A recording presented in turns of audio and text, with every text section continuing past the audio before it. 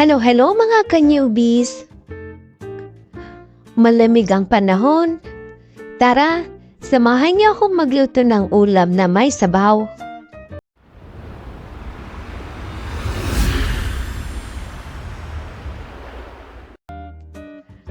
Sa mainit na kawali, naglandoy lang ako ng mantika.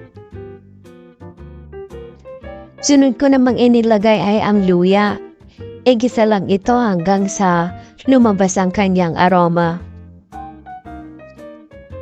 Next, nilagay ko ang sibuyas. Igisa lang din ito.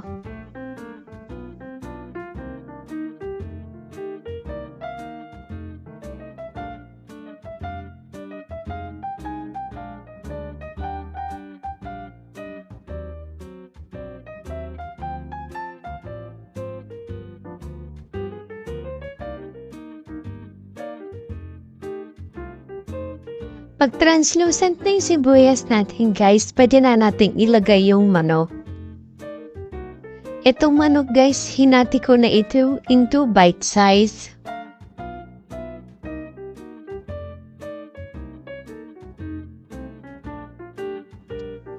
Ginisa ko lang tong mga manok ng bahagya. Pagkatapos nito, hinayaan ko siyang maluto.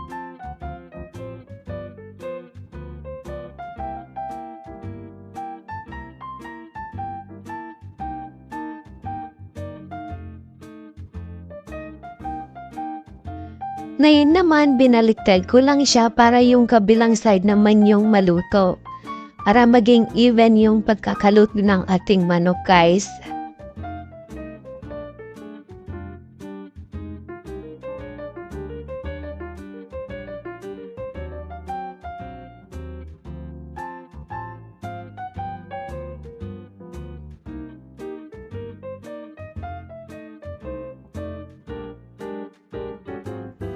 Pag nag-change color na yung manok natin guys, igisa natin siya ng bahagya.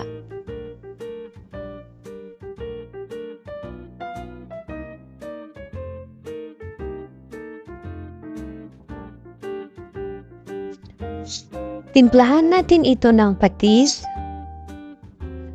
at paminta. Hindi ko muna siya hinalo guys. Hinayaan ko muna siyang kumulo for 1 minute. After 1 minute, saka ko siya hinalo para mag-incorporate yung patis at paminta na nailagay natin.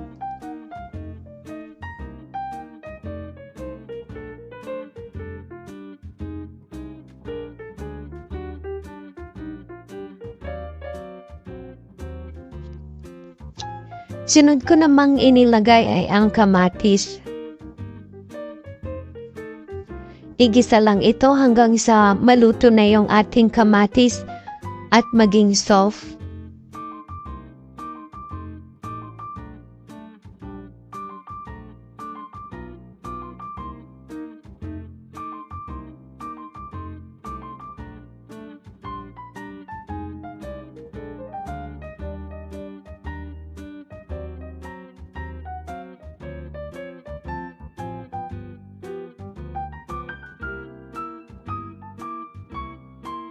At this point, luto na ang ating kamatis. Naglagay na ako dito ng tubig.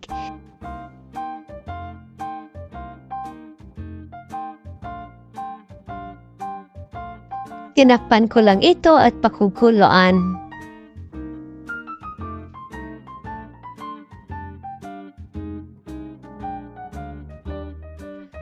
Ayan, pag kumukulo na siya, hinalo ko lang siya ng bahagya.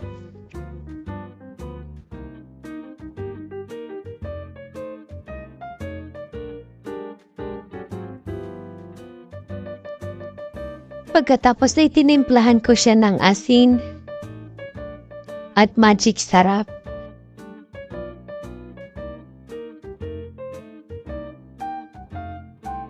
Haluin lang ito hanggang sa mag-incorporate yung mga pampalasa na nilagay natin. Sunod ko namang inilagay ay ang pechay. Hindi ko nga pala ito hinalo guys. sinubmerge ko lang siya sa sabaw ng ating manok.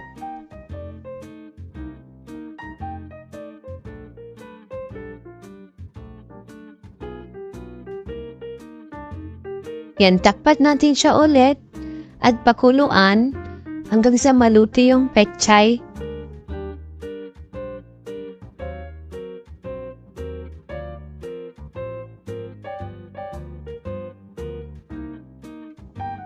Luto na ang ating kinamatisang manok.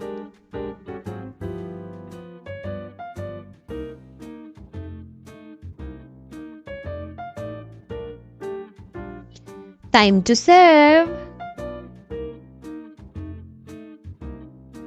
Guys, i-ready nyo na ang isang kalderong sinaing at siling labuyo. Paniguradong magugustuhan nyo at taob ang isang kaldero ng sinaing pag ito ang ulam nyo.